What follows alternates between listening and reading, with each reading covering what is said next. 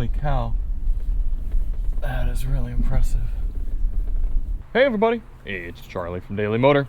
And if you watch a decent bit of automotive YouTube, then you will know that the living with, or day in the life, or what is it like to live with style car reviews are all the rage these days. And here at Daily Motor, we've decided not to jump on that bandwagon in general. However, this week I've got the Silverado EV. And it makes sense to me to do a what is it like to live with for a week style video with this truck, because for an electric pickup truck, I think that's what most people are curious about. What is it actually like to live with? So this isn't going to be one of those fabricated, oh, let's go to Culver's and we'll get snacks and then you know, we'll put things in the cargo areas and see what it's like. No, I'm gonna actually have my camera with me throughout the week. We're gonna do a lot of cell phone footage, a lot of random bits of coverage, and piece that all together to show you what is it really like interacting with this truck throughout a week. And I'm gonna actually take it and do fun truck activities. I'm looking forward to putting this max range Trail Boss version to the test as I would a real truck. So here we go. Without any further ado, this is the very first time I am seeing this. And I was a bit curious because I was looking at the window sticker of this truck and it said that it has a $4,000 matte paint job. Every other color for the Silverado EV is virtually free, or about $500. This one, $4,000. So with the $97,000 price tag of this max range Trail Boss truck, $4,000 of that goes toward the paint. And I will admit, it looks nice here in person. It actually really does have a cool style to it. I am gonna call this truck $94,000 as opposed to $97,000 because this paint is a silly cost. It shouldn't be this much. I mean, I guess it's cool if you really want to get matte paint. I personally would not have matte paint on a truck that's a Trail Boss version, one that I plan on taking off-road, but to each his and her own, I guess. We do have a light bar. I see, and a lit-up Chevy badge as well, a little bow tie. Some people are big light bar enthusiasts, but unlike the Toyota off-road trucks, we have tow hooks that are put right here in front. Recovery hooks, painted red in case you bury this. This truck is very heavy. I believe it's over 9,000 pounds, so hopefully those recovery hooks are rated to a very good weight spec. We've got some meaty tires as well. Goodyear Wrangler Territory all-terrains. It looks like a little bit more aggressive than a standard highway all-terrain.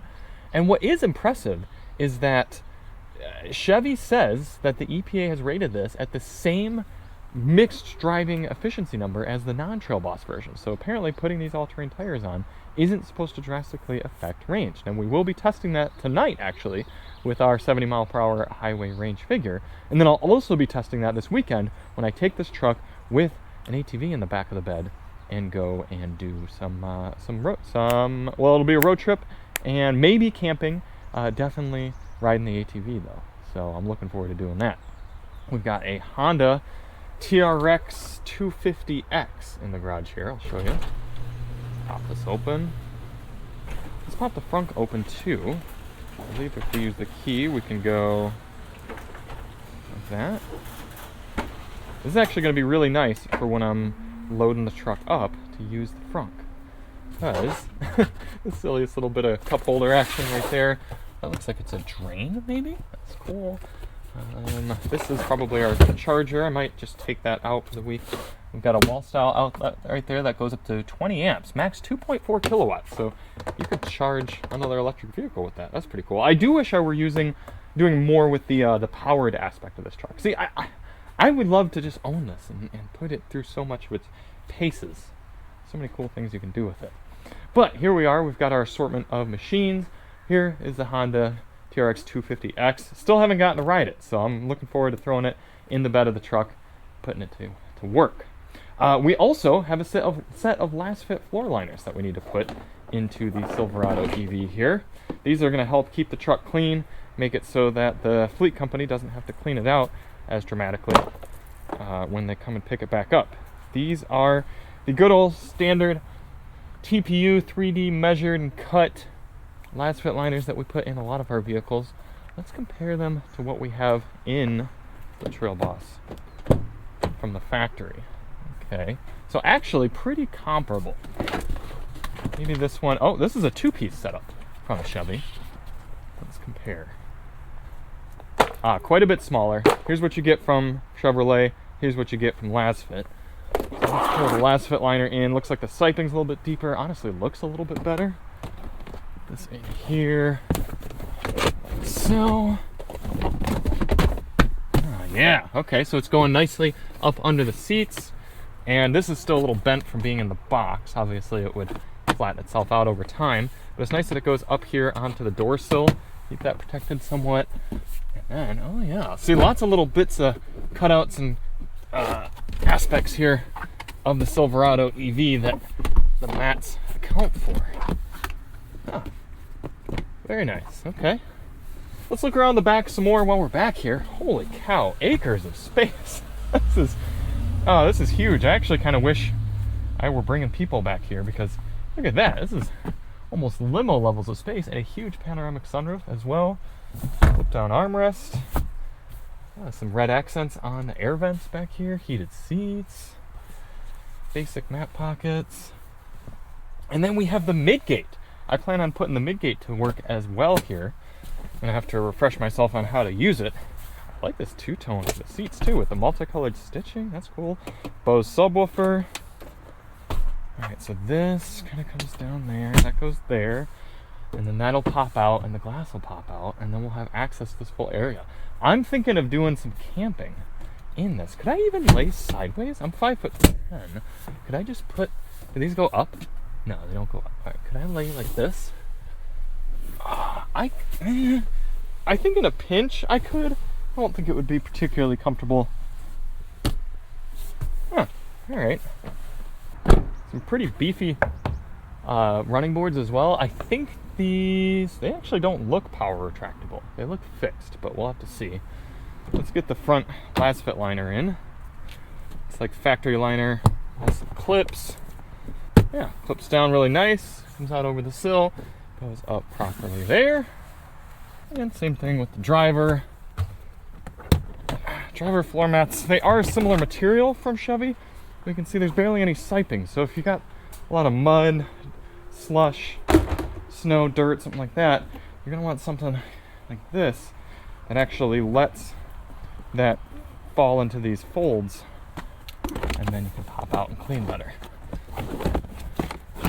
Bada bing, bada boom. Looking nice. Alright.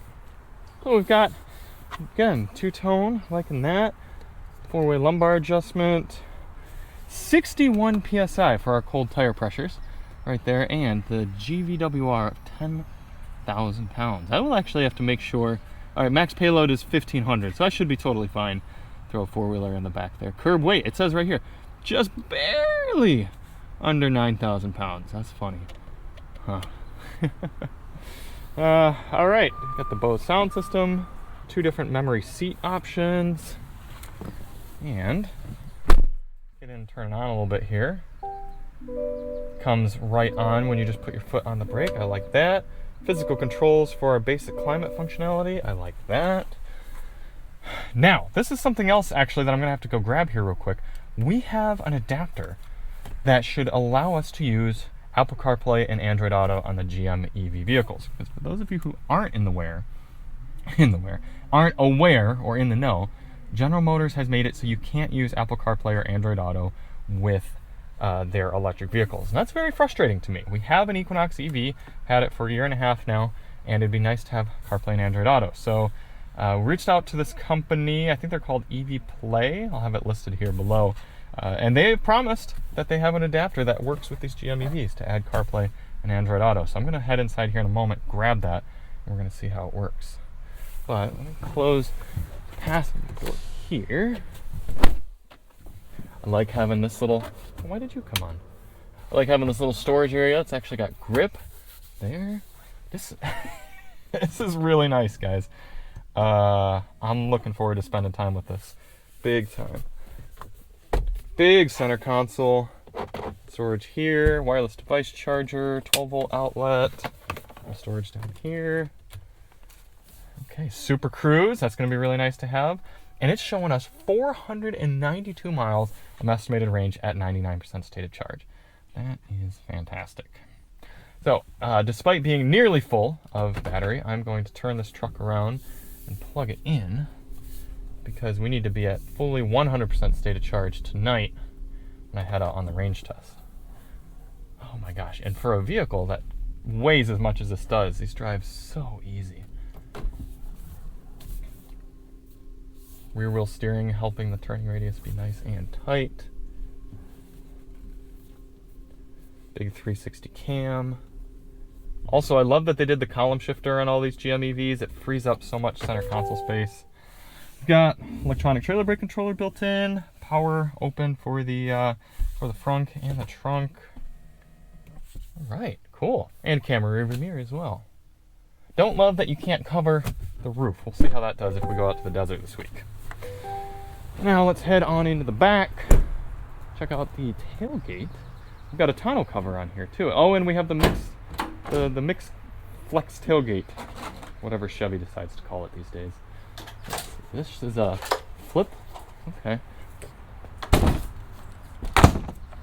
So I might just entirely take this off the truck at some point because I'm going to want to use the whole thing. But you know what? Come to think of it, you could sleep with the midgate down. Oh, okay. All right. I'm thinking of some stuff. My brain's churning right now. So can we drop that now and do that? God, this is just like the ultimate camping truck. I love this. Step.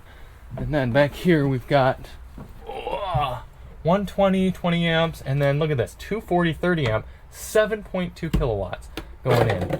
Oh, and a flimsy little thing right there. So that means, I mean, if you had an electric motorcycle, camping equipment, whatever, you could be powering a whole bunch with this 200 kilowatt hour battery pack. Very cool, very cool. All right, what were we gonna do? Oh yeah, the plug it in and then get the CarPlay adapter going. So here it is. We've got the little CarPlay adapter in the bag. Now, if this works really well, I'll do a dedicated video on it. Install guide. Okay. It's a little dongle, kind of free floating. We've sort of seen similar things like this before for other vehicles to give you wireless CarPlay. But you got a C2C adapter. That's the thing is, while I don't love not having CarPlay and Android Auto, these Android automotive-based systems in the GMs do work pretty well. So it's why it's not really a deal breaker for me. It might be a deal breaker to some. All right, we actually have to wait. I got this sent to me directly, and I think he set up a different email address for my app install. So we're gonna have to finish the install of this here in a little bit. So stay tuned for that. But I have the Silverado charging up. I think where if we go home, oh, the little charge icon right here. Charging, okay, we're gonna charge up to 100% and have nearly 500 miles. That's pretty cool.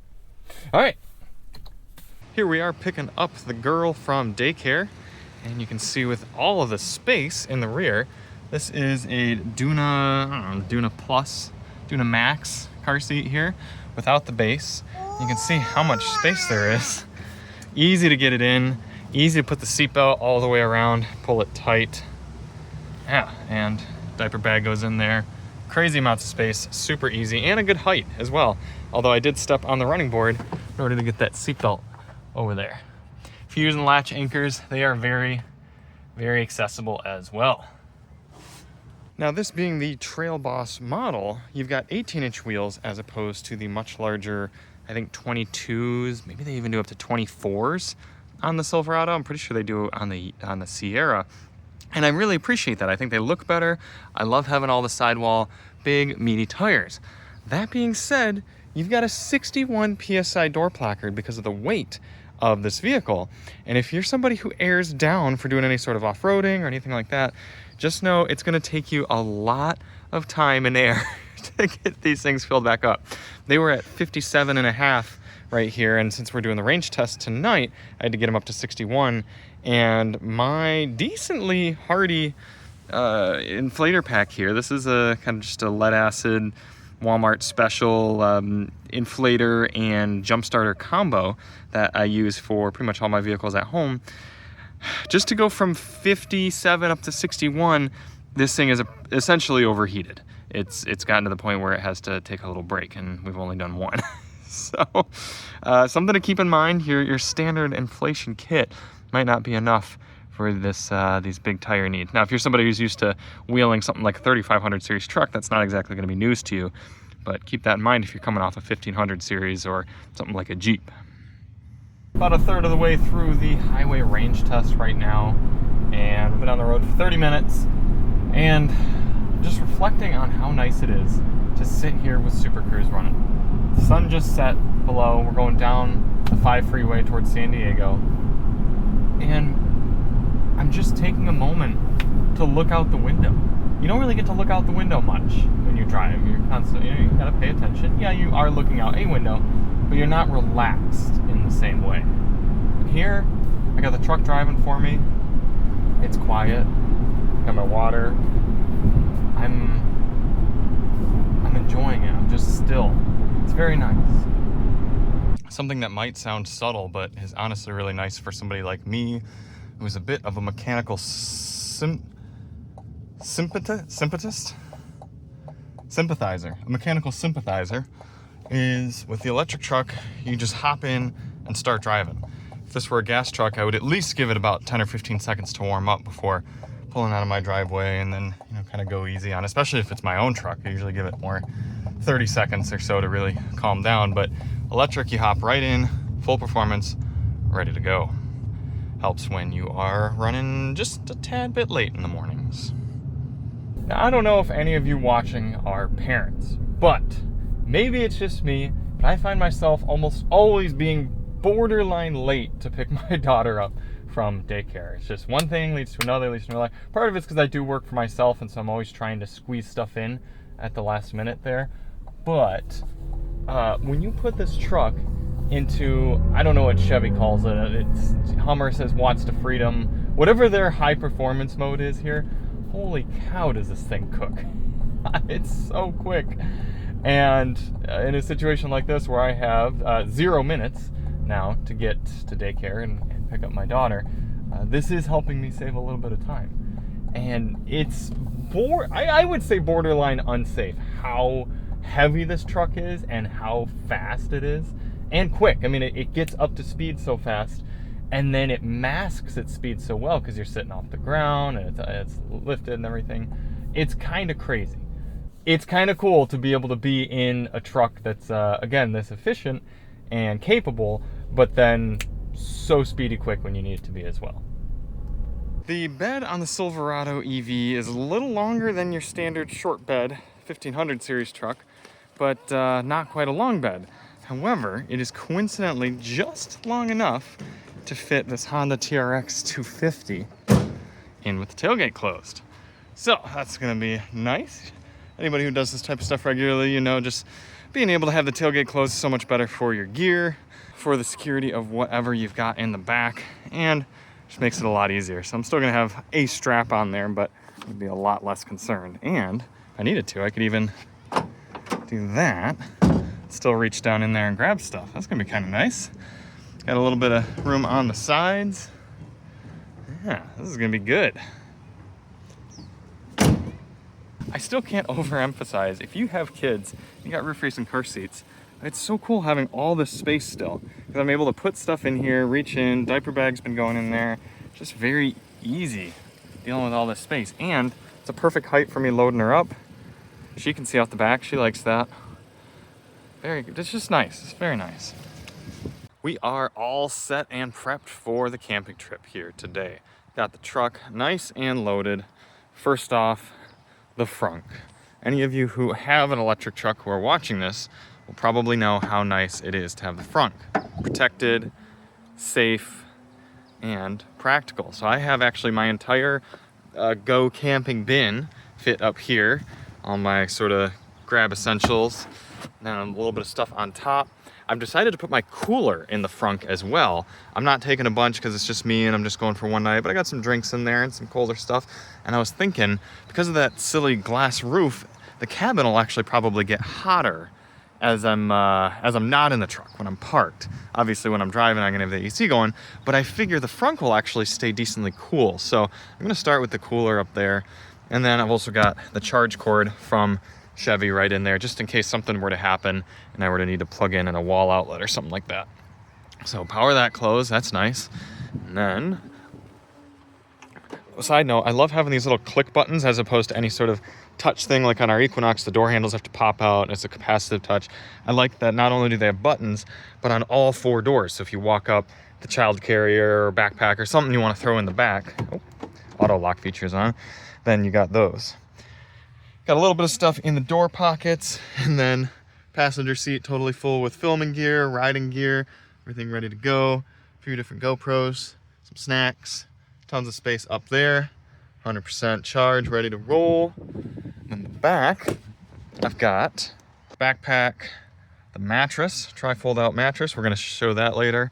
With that all the way opened up, pillow, some other gear under there. There actually is a little bit of space to put stuff under the seats as well. You can get stuff in there if need be, or need wanted, I guess. And we got the TRX 250 in the back, as I was showing you. A few other things, gas can, water can, lightly tied in. We got the ramps. I'll probably check and evaluate once we get off trail, make sure stuff isn't rolling around too bad. Maybe strap down the cans, but I think for the highway section, we are ready to roll. Driving up this mountain road with this sort of smooth, perfect power is nothing short of incredible. Yes, the truck is heavy and I kind of feel it coming around here and everything, but coming around these corners, and then you need to get going a little more, just effortless, no shifting, no effects from the altitude. Doesn't matter that I've got 4-wheeler in the back, doesn't matter that I've got a full cabin. Never touched the brake pedal once. I think if I were fully unladen, I would really be ripping this thing around. But I don't even have it in watts to freedom mode, or wide open watts, I think it's the Chevy. I don't even have it in wide open watts mode, mostly because I think it's a little less efficient. It's probably keeping both drive motors active at all times, where I bet you in normal mode, the drive motor, one of them kind of shuts off from time to time. But again, this is awesome. I would love to have a trailer on the back or something and just really be getting to put the full power to the test, because even accelerating up this hill, I'm only doing about half throttle. I could still put my foot to the floor and have a lot to go. It's really, really cool. You can see the multi-flex tailgate in action right here. Had the 4-wheeler out, just went for a ride, came on back, loaded it up with the ramps, and then when putting all the stuff back in, put the tailgate down, step on up and do my thing. Just helpful because, especially when you're on a weird hill or incline or something like that, I mean, this is a high tailgate. This is up about my hip level. I'm 5'10", not particularly tall or short, but it certainly helps having that step, getting in and out when you're loading things in and out of the bed. But now we're gonna put the Trail Boss to a little bit of a test. I think this trail that I ended up deciding to go on today might be a little bit, it's a blue square, put it that way. It's a blue square, it might be a little bit more than I initially intended. So Chevy, if anything happens, I apologize, but even just getting up this bit here, which is decently intense, Trail Boss did great, so I'm excited. This is my view waking up. Pretty cool with the panoramic roof, the big trees. Slept pretty decently in here. Truck stayed on the whole night. It's already up to 52 degrees outside now, but in the middle of the night I saw it as low as 38, so definitely got chilly. At one point I turned the temp up to 62, and then it got too warm, so I turned it back down to 61. That seemed to just have the littlest bit of heating. But you can kind of see my setup. I got a tent halfway out into the midgate. I'll explain the tarp here in a moment. But good amount of room. I can sit up if I just kind of scoop my upper half up into here. Sit upright. Got things tucked around the cabin, water bottle, snacks, charger, and the music going before I went to bed. Pretty darn cool. This is a 4-inch trifold mattress that I think it's about full width. It just barely fits through the midgate. So you could really do 2 people in here if you wanted to. Very nice. Oh, and look at this. Chevy even considered these little seat belts getting in the way. And so there's a hole for them. And it kept it from rattling around when we were off-road. Just stick that right in there. Out of the way. All right, here we are, up and at 'em in the morning after camping in the Silverado EV. Now, I just did a full breakout video on what it's like to camp in and use the midgate here on the Silverado. So if you really are curious about that, check the link below, because I don't want to really extend this portion of the video. It's already going to be decently long. But love utilizing the frunk. Everything in there has stayed not dusty. You can see how dirty the rest of the truck has become running it all day yesterday. And then you can see in the front, I have the truck kept in this fully on setting. I was able to mash the accelerator 3 times, brake pedal once, turn the truck onto sort of a pseudo camp mode, which leaves the electronics on for the whole time. It was on all night, kept the cabin toasty. Didn't use that much battery. I think it was about 11 kilowatt hours. So in a 205 kilowatt hour battery pack, not that big of a deal. And then again, you can see my sleeping setup here. Very cozy, very comfortable. I'm gonna have to break it down now here and get everything loaded and ready to do another day of trail running. And then you can see my jank setup of the tarp. Pretty much just wanted that in case it rained, or maybe provide at least a few degrees of insulation, keep the wind off of my legs. Yeah, Silverado EV, pretty cool thus far. This might sound silly to some of you, but I don't care how refined and quiet your gasoline truck engine is. It's not this quiet when it's running and cooling the cabin. Out here in this beautiful national forest, and I was able to get back and load up the TRX, put everything back where it's supposed to be. All the while, the truck is on and running and getting the cabin all cooled down for me. I can hear the birds, I can hear the bugs, and I have silence and peace. Again, to some people that's not going to matter at all, but I appreciate that. And I think the type of people who would purchase an electric truck going to appreciate that as well. Being such a large truck, the Silverado EV certainly isn't going to fit as comfortably down some of these off-road trails as something like a Rivian. But as long as you're a little okay with some rubbage on the side, you can still do quite a lot. The 4-wheel drive system definitely isn't as robust as like we would get on the Hummer, something with an extra electric motor to kind of modulate torque between wheels. Obviously something like a quad motor Rivian is probably going to be the most capable, and even something with locking diffs is going to be a little bit better at crawling. However, I have had a few situations over the last day or so where I've had tires off the ground and just kind of give it a little juice and let the differentials and the tires kind of figure out, just to get the littlest bit of grip, nudge it forward, and with that very specific electric torque, it's so far made its way through everything I've thrown at it. One thing that's a little odd is when you power fold the mirrors closed, they randomly come back open. I think it's a little bit speed related. Definitely, I think once I get over about 15 miles per hour, they pop open, but as you saw back there, we're doing about 11 and then just all of a sudden popped. So kind of silly. Another thing that is a bit strange, especially with slower speed maneuvering, is the on-off throttle. It even though one pedal driving is off, I'm in terrain mode right now. I guess I could probably be back in off-road mode, which is a little better, but I can't seem to turn off the auto hold, especially in terrain mode here. So if you're used to off-roading and you've kind of got, you're modulating the brake and the gas, it's going to feel weird in this truck because it's sort of bringing you to a stop with the gas pedal. I've hunted through the drive settings. It doesn't seem to be a way to turn that off, so that's a little frustrating. Here is a fairly aggressive climb. So we are back in terrain mode. Let's see what happens. I kind of wish we had an off-road screen that showed us... Oh wait, do we over here? I don't think we do. Showed us pitch and roll angles and everything. No. Bummer.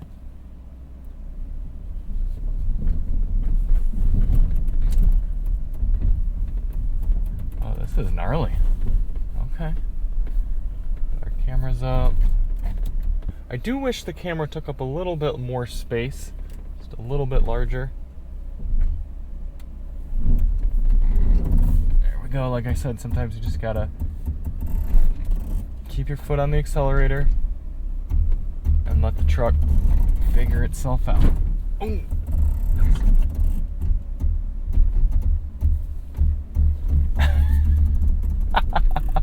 Holy cow. That is really impressive.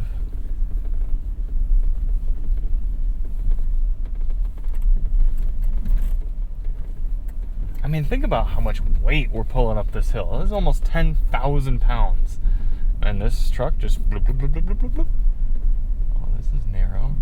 This is where the rear wheel steering really comes into effect.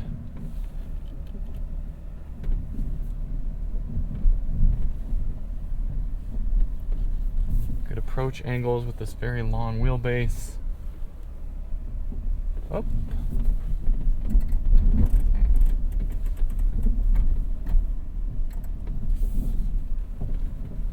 Thank goodness for all these cameras. If you're somebody who likes to go out and do trail on your own without a spotter, cameras are huge.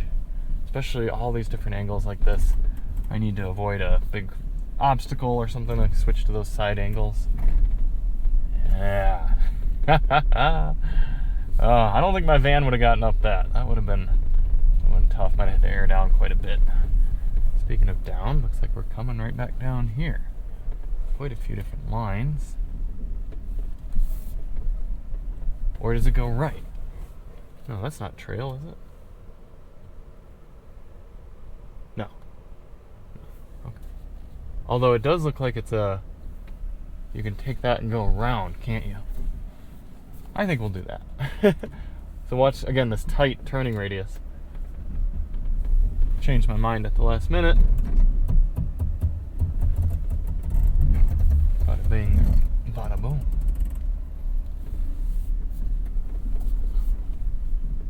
This thing is so sweet.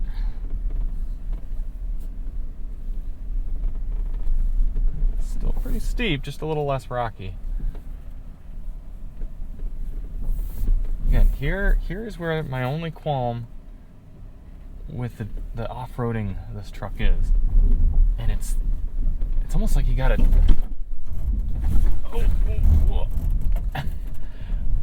I guess maybe it's modulating. It's like a hill descent control kind of built in.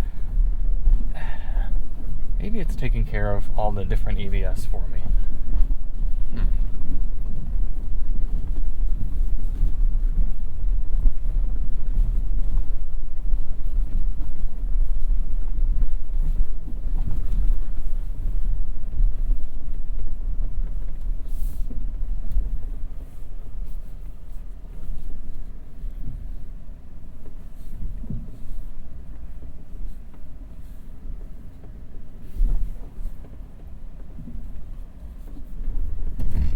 Right there. You see? It kind of like... It sort of releases and then catches and slams itself back down on the brakes. It's a bit jarring.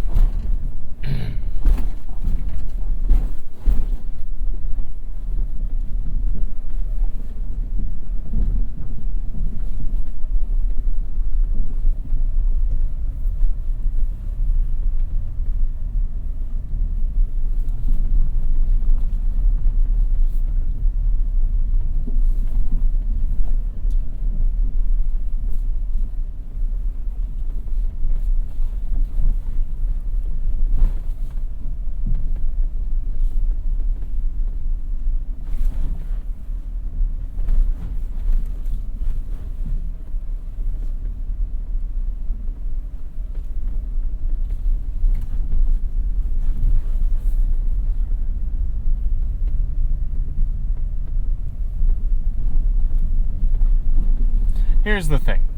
You think you might need a Rivian with its adaptive air suspension and the quad motors and all this and everything, but most of what most people are going to go do, entirely capable here with this Trail Boss Silverado. And the truck's that much larger and that much more capable.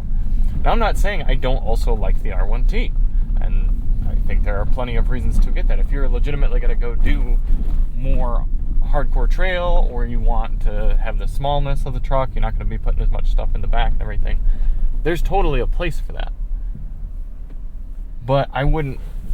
Oh, goodness.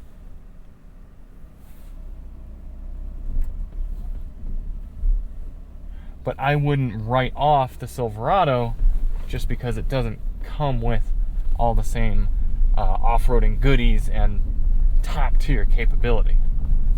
I would say for the trail ratings out here, according to the Trails off-road app that I use, they do a 1 through 10 scale.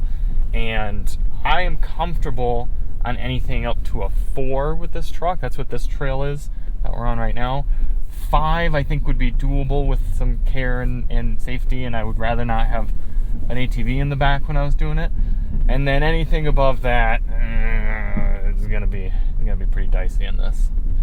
But the green roads, the 1, 2s, and 3s, super easy, super chill. Right here, that's what we're getting back onto now. Just as I suspected, going back down the mountain has been awesome here in the Silverado because I haven't used the brake at all.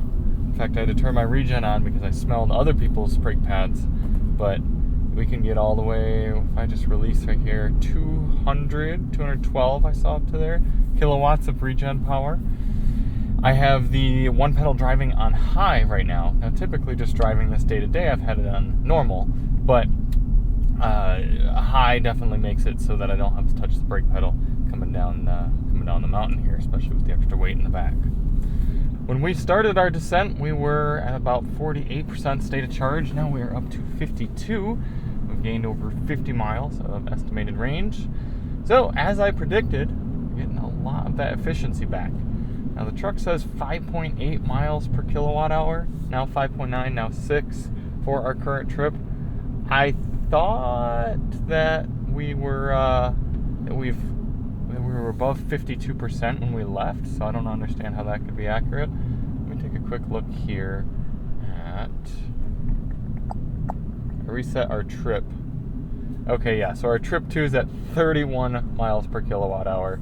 I reset that once we got on the asphalt here, so I'm pretty sure that it's infinite miles per kilowatt hour at this point. Actually, that would make sense, because look, we've only done 28 miles, and it says 31 miles per kilowatt hour.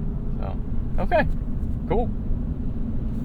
So I am looking forward to a nice, calm drive back home. Super cruising on the highway.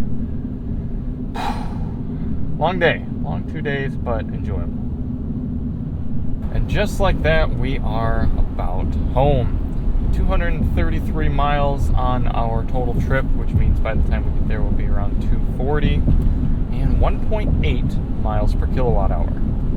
That means we are only 0.2 kilowatt hours off of our 70 mile per hour highway cruising figure, and about 0.4 kilowatt hours off the EPA figure for this truck. Now, I don't know 100% if it factored in the electricity we used while overnight running the heat. I think it has. I don't understand how it wouldn't have, but it's possible that when the car's not in drive, that electricity doesn't get factored into the efficiency. Not 100% sure on that one. But either way, the fact that we were able to do all of this driving with a 400-pound quad in the back, with the camping gear, doing the off-roading, going up the mountain, down the mountain, running on the highway, and still be getting these sort of efficiency numbers, I am about it. Then you tack on a 205 kilowatt hour battery pack, and that means that we'll still be getting home with about 40% state of charge. So this whole weekend, I haven't needed to go to a level 3 fast charger.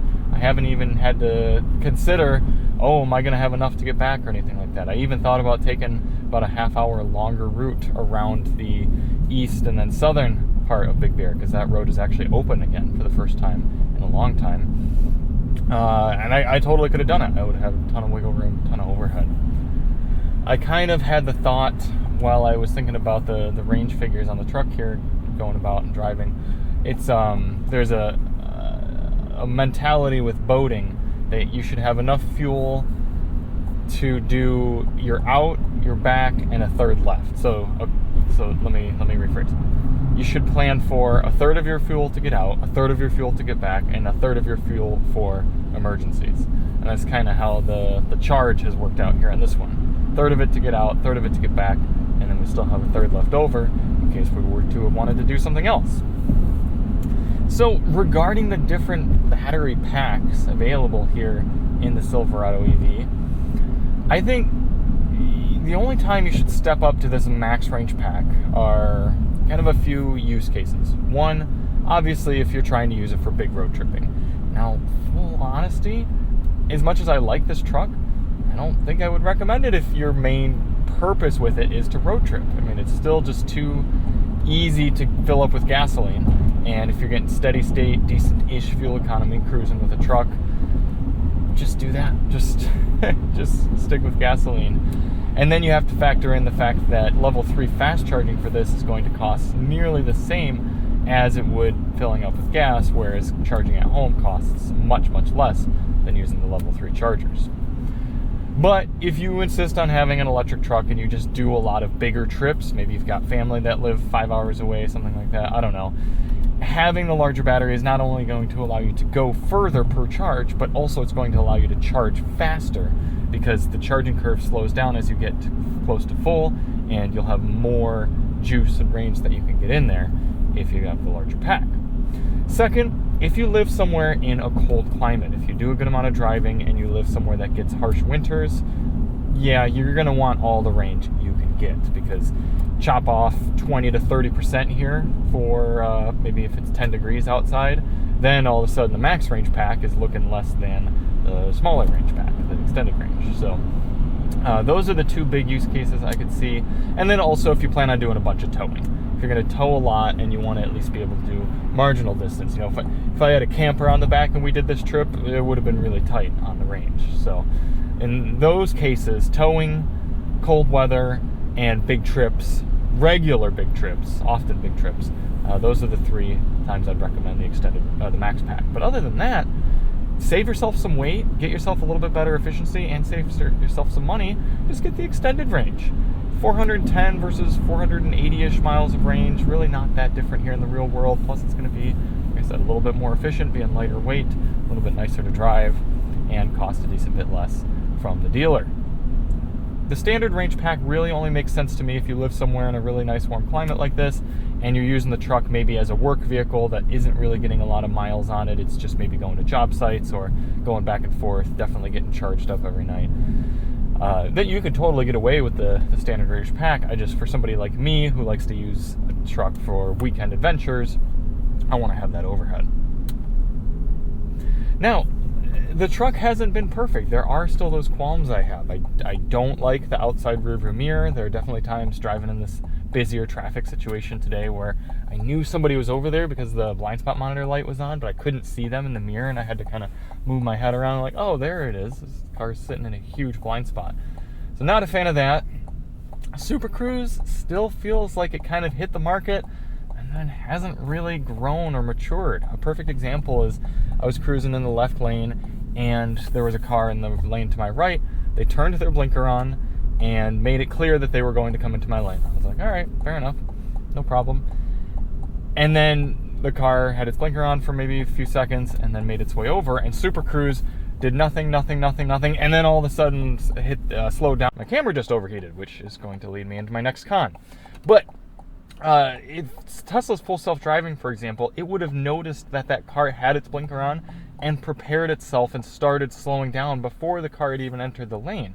This system feels like it's still just relying on adaptive cruise control to notice that something is in its way. It's not using any sort of predictive logic or anything like that. So it's kind of a shame that while this is one of the better highway active lane keeping functionalities on the market, it's still so far and beyond behind Tesla's full self-driving. I'll have to get some more time in Rivian's system and see how that does. But when we had the R1S in Michigan about a year and a half ago, it wasn't that great. It was kind of on par with this. And then the glass roof. My goodness.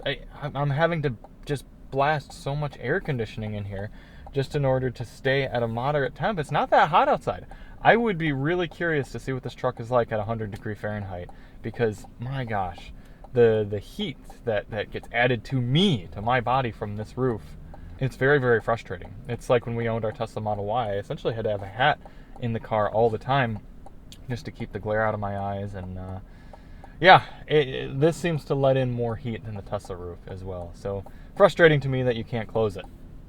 And then I will also point out, I don't think I got a chance to mention it while we were off-roading, but I had some vibrations and rattles coming from the midgate area. I don't know 100% for sure if it was the midgate or the glass or what was going on there, but I could kind of see the argument to not electing to get the midgate for two main reasons.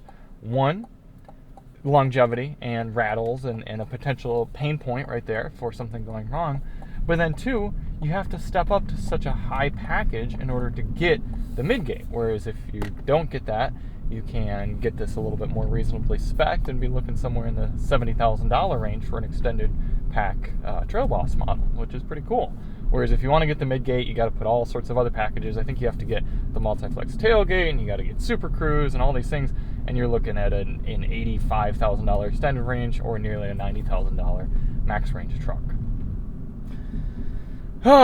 So, a lot to take in with this. I've really appreciated my time with it.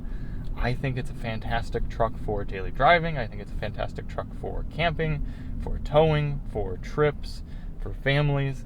There's a lot going for this. And I was looking at the price figures yesterday while I was having some dinner, and it looks like across the board, the Silverado EV is about $15,000 more expensive than a comparably spec'd Silverado 1500, which is the gas one. Now, that's not factoring in which engine you're getting. That's depending on if it's Trail Boss or if it's LT. That's either the 2.7 or the 5.3. But if you're just looking at kind of what you have inside and then what you're getting, you could say $12,000 to $15,000 more for the electric. If you own the truck for 10 years and charge primarily at home, that difference will pay for itself. And obviously that's going to depend on how much your electricity is, if you got off-peak, on-peak rates, how much driving you do, and how much fuel ends up costing. But at current rates where I live here in Southern California, you save about $2,000 a year with the electric truck over a gasoline truck at driving about 10,000 miles a year. So you can essentially drive this for the same cost as the gasoline truck if you're going to own it for a longer period of time. Then couple in any sort of rebates you can get, maybe you got some cheaper charging or something like that, and it really can stack up. Whew. So I've thoroughly enjoyed my time with the Silverado EV. It's not a perfect car, doesn't make sense for a lot of different people, but I think it's cool. And whether you like it or not, there is going to be more and more reason for trucks like this to exist here coming into the future. The cost to build these trucks is going to go down, the demand is going to go up, the infrastructure is going to continue to get fleshed out, and I'm happy for it because this is a more enjoyable way to do truck stuff than your average gasoline truck. I entirely forgot to put the Silverado EV on the Daily Motor leaderboard since we were doing our testing a little out of order and differently than usual. So, current leaders of the DM leaderboard: Kia K4, Tesla Model 3, and Toyota Sienna. Oof. This is where the truck's going. It's coming right up above the Ioniq 9 and below the Bolt. And this is why. Because the Ioniq 9 to me is an electric vehicle that does its job really, really well. And the Bolt is an electric vehicle that does its job really, really well. Silverado deserves to be right in there because it's an electric vehicle that does its job really, really well. Tesla Model 3 is also an electric vehicle that does its job really, really well, but it also drives itself and it's much more affordable, comparably, than a lot of those other cars. So I get that the Ioniq 9 and the Silverado are kind of prohibitively expensive. I understand that the Bolt isn't for everyone. The Model 3 is really a gosh darn impressive car. And then as soon as you get below the Ioniq 9, you start to get to just decent cars for certain people, like Kia Carnival, GTI, Escalade, and then Outback, Outlander, and then Silverado kind of starts the mid cars. And then below that, these are all problematic: CX-5, X3, TX, Crosstrek and Sentra. TX, Crosstrek, and Sentra aren't really problematic. They're just really uninspiring for their class. Yeah, I do think this is going to launch a separate list that I'll build at some point, though, of my personal ranking for these cars, because this ranking is how I see them in the marketplace and how I see them for the general consumer. But from my personal perspective, I think Silverado EV would probably be on top. I love this truck. Not this one, that one. Let's hop out and take one last look at it. Oh, I've got so much cleaning to do when I get home. Big shout out to the LasFit mats, taking in a whole bunch of gunk there. Really curious how this matte paint is going to clean up. Obviously got a lot of pinstriping there, but it was really light, so I'm hoping that it all just kind of cleans off in the car wash. Man, look at that. Yeah, we put this thing through its paces. I'm really happy with it. Thank you all so much for watching. If you do want to see more on the Silverado EV, check the link below. We've got all of our other coverage, and we will see you on the next one. I'm Charlie from Daily Motor, and as always, drive on.